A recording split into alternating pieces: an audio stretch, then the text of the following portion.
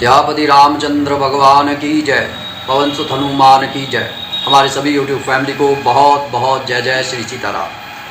जैसा कि हम सभी को मालूम है कि साल की जो लास्ट अमावस्या 19 तारीख को है और ये बहुत खास होती है क्योंकि इस दिन हमारे पितर, हमारे कर्म, हमारे भाग्य सब कुछ एक्टिवेट हो जाता है।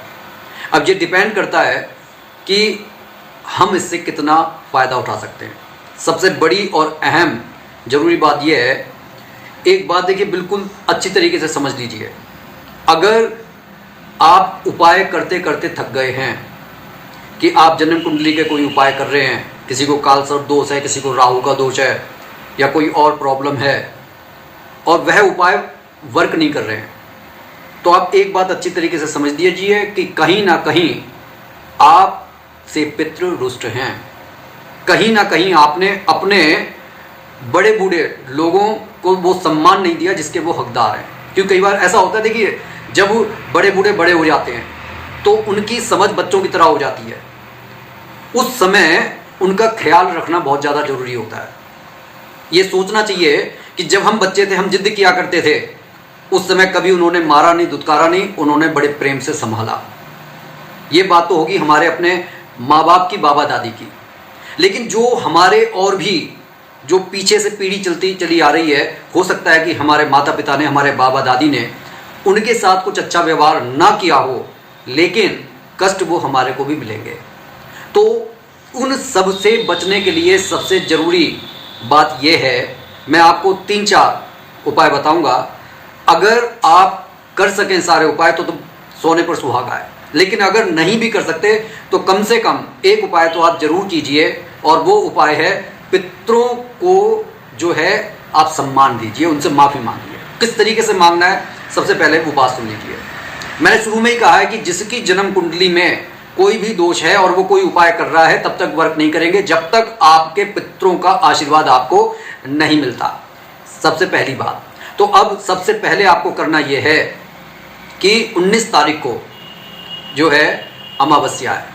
इस उपाय को आप सुबह भी कर सकते हैं, शाम को भी कर सकते हैं, 20 तारीख की सुबह भी कर सकते हैं, क्योंकि 20 तारीख को 2-2:30 बजे तक अमावस्या लगी रहेगी। ठीक है, तो सबसे पहला काम हमारे को, हालांकि देखिए अमावस्या जो है मेन इसका जो महत्वपूर्ण लॉजिक है वो है रात में। ठीक है, तो रात को अगर आप करते हैं तो बहुत अच्छी बात है।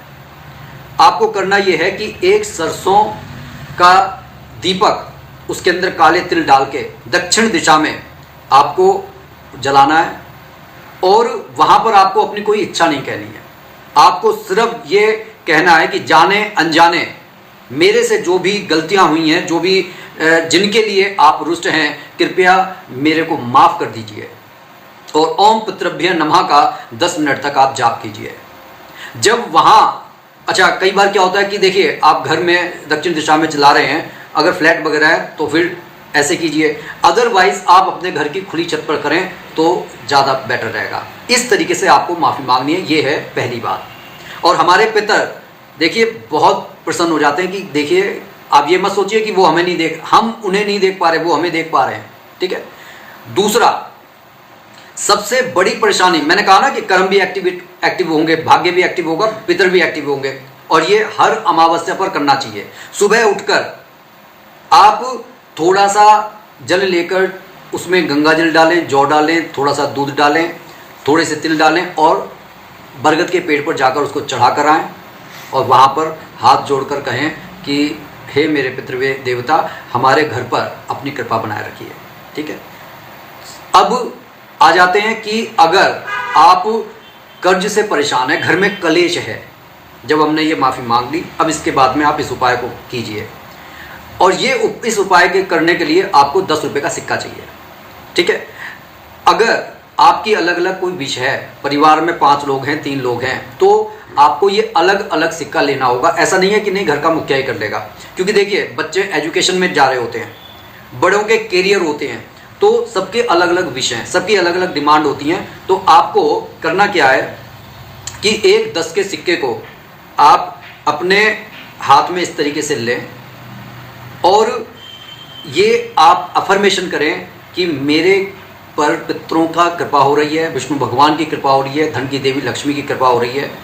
और जो आपके मन में जो प्रार्थना आ रही है, आप उस प्रार्थना को करके उस अभिमंत्रित सिक्के को अपने तकिए के नीचे रखकर सो जाएं। सुबह उस सिक्के को आपको क्या करना है कि अपने घर के मनी प्लांट अगर हो तो मोस्ट बेटर है, अदरवाइज किसी भी गमले में आप उस सिक्के को दबा दें, फिर उसे निकालना नहीं है। एक दूसरा बहुत अच्छा उपाय है, ये शत्रु बाधा से मुक्त करवाएगा। आपको ऊपर अगर कर्जा बढ़ता चला जा रहा है तो आपके मतलब उस कर्जे को खत्म करने के रास्ते खोलेगा। करना क्या है कि आपको एक वाइट चौकोर कागज लेना है। उस कागज को लेने के बाद में उसमें लाल पेन से आपको लिखना है, अगर शत्रु बांधा है तो शत्रु बांधा लिख दीजिए। मन में ये चल रहा है ना कि शत्रु बांधा दूर होनी चाहिए, शत्रु बांधा लिख दीजिए। अगर आपको पैसा चाहिए तो रुपया पैसा लिख दीजिए। अगर कर्ज से मुक्ति चाहते हैं तो कर्ज लिख दीजिए, कर्ज से मुक्ति। इस तरीके से जब आप लिख देंगे और वह 10 रुपये का सिक्का उसमें रखकर आप अपने तकिए के नीचे रखकर सो जाएं। सुबह आपको करना क्या है कि ये 10 का सिक्का आपको अपने धन स्थान पर रखना है और उस कागज को आपको किसी गमले के अंदर जो है दबा कर रख देना है। ठीक है। अब इस वीडियो को समाप्त करने से पहले मैं आपको एक बात बता दूं कि जीवन में जो भी व्यक्ति तरक्की चाहता है, आपने देखा होगा कि कई लोग थोड़ी सी मेहनत करते हैं और तरक्की के शिखर पर पहुंच जाते हैं, और कई लोग जिंदगी भर एड़ियां घिसटते रहते हैं लेकिन उनको अपेक्षित परिणाम नहीं मिलते। ऐसा लगता है कि किसी के पास तो एक चुंबक है जो पैसे को खींचे चली जा रही है, और कोई ये समझता है यार मैं क्या बिल्कुल बेकार का लोहा हूं।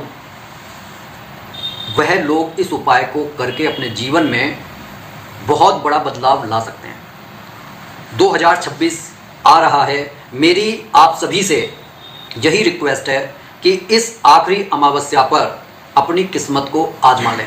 लोग तो जाकर रुपए खर्च करके लॉटरी का टिकट खरीदते हैं इस उम्मीद में कि मेरी ज़िंदगी में शायद पैसों की बारिश होने लगेगी, लेकिन वो ये नहीं समझते कि आखिर वो कृपा, वो पैसे की बारिश अटकी कहाँ पर हुई है। जब हम अपने बड़े बूढ़ों को सम्मान देते हैं, आप ये समझ लीजिए कि आपके नवग्रह ठीक होने लगते हैं, उस घर के अंदर देवता वास करने लगते हैं। और जाते जाते एक छोटी सी बात जरूर कहूँगा कि हमारे शास्त्रों में कहा गया है कि यत्र नार्य पूजन्ते तत्र रमन्ते देवता। अपने घर की स्त्रियों से अगर आप गलत व्यवहार करते हैं तो आप ये समझ लीजिए कि फिर आप कोई भी उपाय कर लीजिए, चाहे पितरों के लिए कर लीजिए, चाहे आप अपने जन्म कुंडली को सुधारने के लिए उपाय कर लीजिए, कोई उपाय वर्क नहीं करेगा। तो सबसे पहले अपने आचार विचार को ठीक कीजिए और उसके बाद में इन उपाय को करिए, आपको 100% लाभ होगा, ये मेरी गारंटी है। इसी के साथ मैं वीडियो को समाप्त कर रहा हूं, लेकिन जाने से पहले आप सभी से मेरा विनम्र अनुरोध है कि इस चैनल को सब्सक्राइब करें, इस वीडियो को ज़्यादा से ज़्यादा शेयर करें ताकि अमावस्या पर बहुत सारे लोग लाभ उठा सकें। जय जय श्री सीताराम।